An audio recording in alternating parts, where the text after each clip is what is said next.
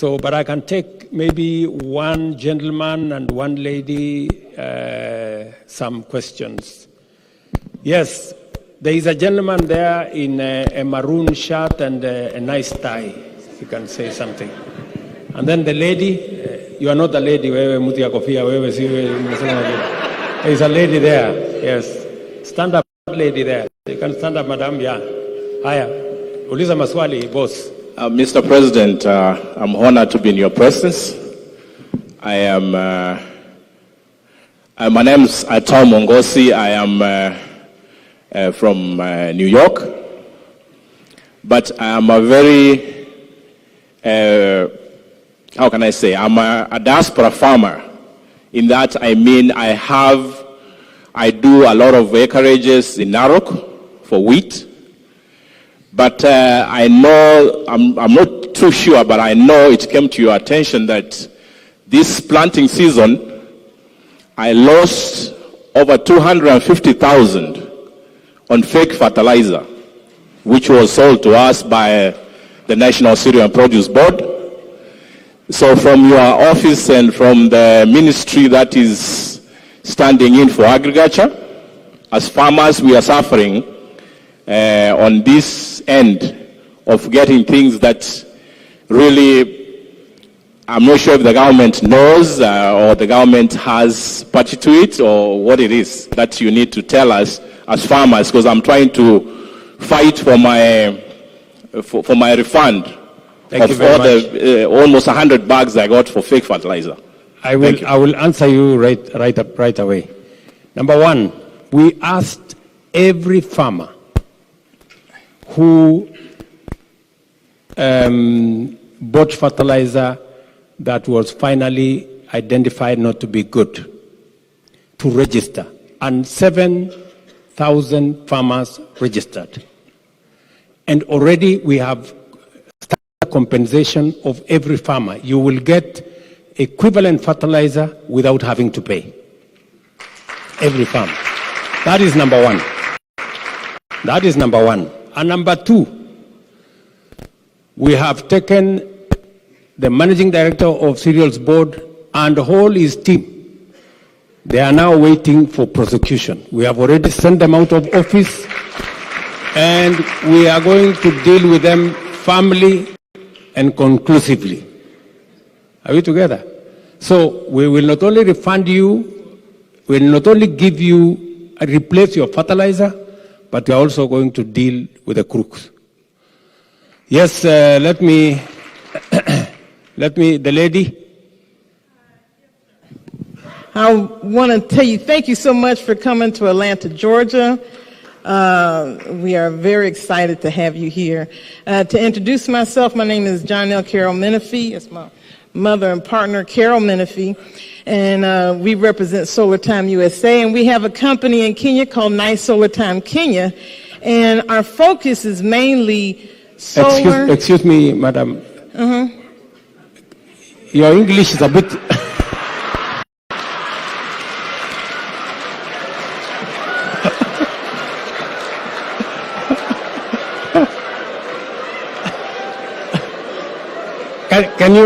Can you try Kiswahili? Maybe.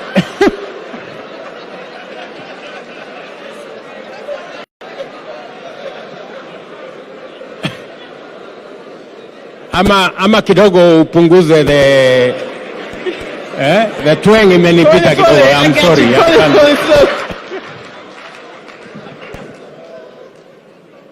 Very interested in rural development when it relates to farmers, when it relates to underdeveloped communities.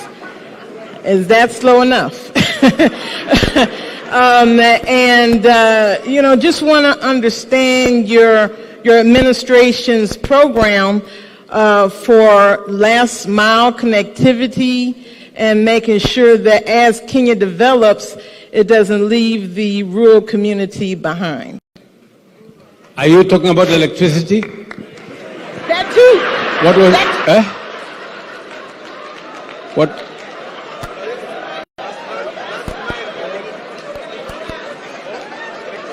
Okay. Sorry, I had to get some translation. I now know what you want. It is true. It is true that we have a program on electricity and the last mile connectivity. And it's a program that we have worked on for the last 10 years.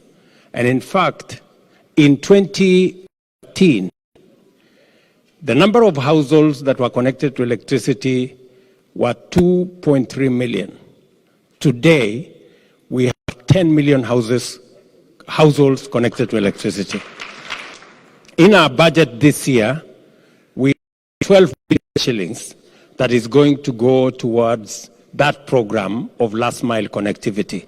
I agree with you that it's a very important program, and it gives us an opportunity to connect more homes, especially now that we are moving into a digital space. We are digitizing government services, and therefore it is necessary for citizens to have means of charging gadgets that they can use to access government services. So we have a plan, as I have told you, that's already funded in our budget.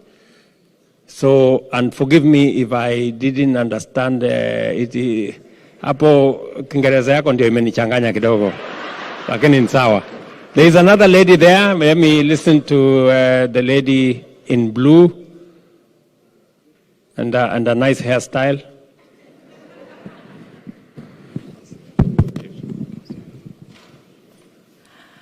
Good evening. Thank you very much, Mr. President and Her Excellency, the First Lady. All protocols are observed. My name is Mbula Musau. I'm from Nairobi, Kenya. I'm very happy to be here in Atlanta with the coffee delegation. I work in coffee. And I was very happy to hear you talk about the reduction of imports of certain products that Kenya imports. And I'm here just to, I know that you're doing a lot of work on coffee reforms in Kenya, and we truly appreciate you. We're supportive of the power that's going back to farmers and to growers so that they can earn more from what God has endowed us in coffee. Now my question is, would there be additional ways of getting Kenya to reduce on the imports of the low quality coffees? Kenya has been a dumping ground of low quality coffees from around the world, which sometimes stifles our internal market, making us unable to counter or negotiate because all the prices are basically pushed on us. Is there any way to help us be able to improve our local market, even as we look at AFCTA? Thank you. Thank you very much. Three things that we are doing. Number one, in the next cabinet meeting that I'm going to have, we will be approving a write-off of 6 billion Kenya shillings for coffee farmers so that we can reduce debts on coffee farming. Number two, if you look at our budget this year, Kimani Ichung'wah, who is here with me, will tell you we have another 2 billion shillings that we have put for cherry fund to support farmers where they can have an intervention as they wait for auctions that will give them the correct price, because our intention is to push the money that is available to farmers beyond 100 shillings per kilo. So that is the next assignment that we are working on. Number three is that we are going to be working on incentives to make sure that our coffee, our premium coffee, is marketed appropriately, efficiently, globally, because we have some of the best coffee anywhere in the world. So those are the three things we are doing in the coffee space. Thank you very much, Mbula. We have a gentleman in a bishop. We have a bishop there. Please, 1 minute, Bishop. Yes, Your Excellency, thank you very much. A year ago, I wrote a book about you, and My efforts to present this book to you have been fruitless. Okay. Kindly allow me to present it to you. Thank you. Okay, thank you very much. It is a profile in humility, hard work, and resilience. Mr. President, thank you for the opportunity. Thank you very much, my brother. God bless Thank you very much, Bishop. Okay, let me take from that desk there, maybe. Yes, maybe that, but the lady. The lady. We exchange men and women like that. We must be gender sensitive. Okay, there is a lady there. She will be the last one.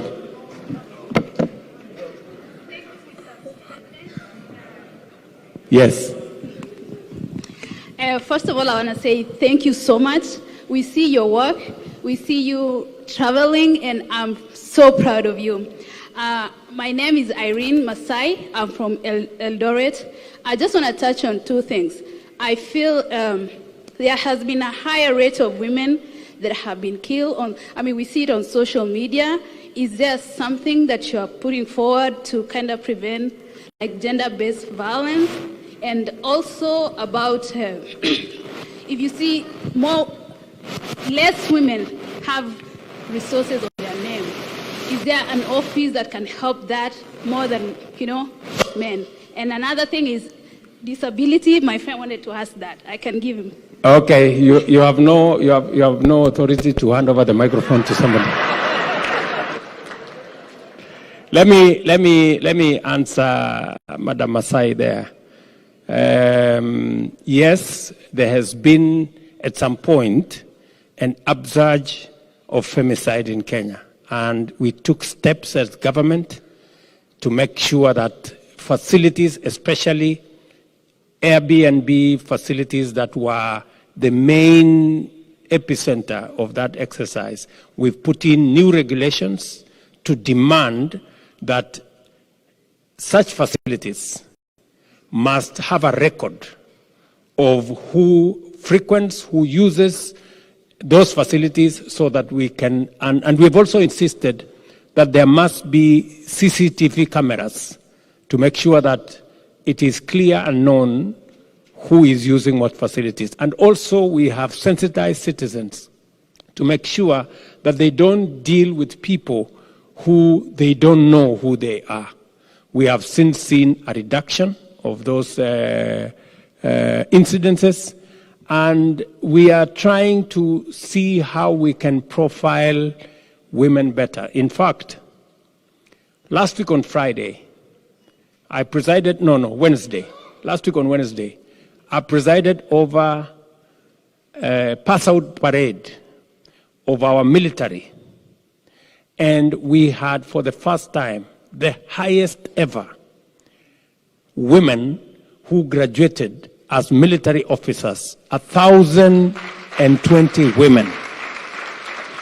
We also want to populate the security space with women so that they can genderize security and make sure that we facilitate more women to play a role in that space. And finally, I have a gender advisor in my office at the level of at the level actually of minister in my office, and we are working together to see how we can influence policy, we can change programs to make sure that they are gender sensitive, because it is in any case a requirement of our constitution.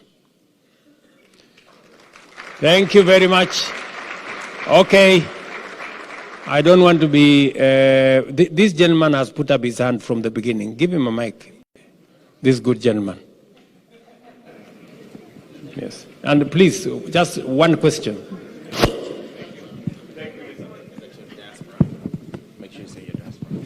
Thank you so much, Mr. President. I'm a diasporan who's been here for 4.5 years, straight from Kenya, having gone through the education system in Kenya. I'm proud owner of a edtech company employing over 10 people in Kenya, who has graduated over 70 Kenyan students. Thanks to the support of the ambassador office, and the educational touchy and everyone. Now, my question is, I'm doing coding for kids, and I'm proposing that, if possible, AI be part of the system. But again, I have an investor who decided to donate computers to take to the county.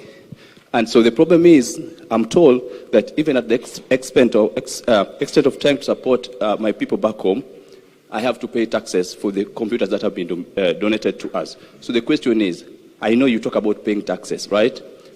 Do you have to pay for the donations that are going to support our people, so that somebody in the village somewhere, Karachunye, where I come from, can also have opportunity to be standing and talking to us like I do? Thank you. Okay. Now, I know that we run into trouble with donations all the time, and even for hospitals and even for other facilities. The trouble is, when we change the law, actually not the law, when we change the constitution, it removes any power. Originally, the Minister for Finance had power to waive taxes for certain categories. Unfortunately, when that power was abused, when we made the new 2010 constitution, that power was actually removed from anybody. Is that correct, Mr. Ichung'wa? Yes. Can you help me answer that question? Give him a mic so that he can tell you, because this gentleman is not only the leader of majority, he was our chairman of the budget committee. Mr. Ichung'wa? Thank you, Excellency. It's indeed true that the Constitution does not allow the minister now the latitude to amend any tax laws. That can only be done by the institution of Parliament through the famous finance bill. So if there was any exemption that would be given, it would only come through the legislation, through an institution, not an individual. So that's the trouble we have for now. Well, maybe it was an overkill by the makers of the Constitution of Kenya, but they wanted to protect abuse of those powers that were being used to favor individuals from friends and things like those. So that is the trouble we have with that. But that should not discourage you from doing what you have to do, and we will see maybe PS Tanui and your team. You may want to see what can we do to facilitate people who want to assist us. We have a big challenge also of e-waste. So we will have a problem if we bring computers that after a year or so will be obsolete, and then it becomes our problem to dispose them. So hapo iko kuchanganyikiwa kidogo, so we will know how to deal with it. Sasa nyinyi kwani tutalala hapa ama tutafanya namna gani?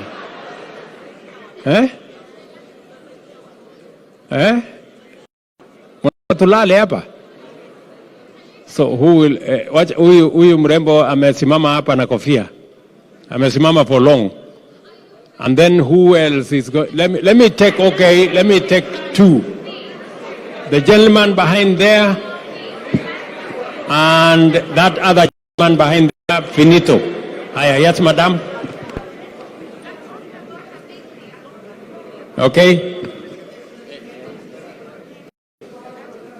Iko watu bahali yake ya bandera pande hiyo. Aya. Madam.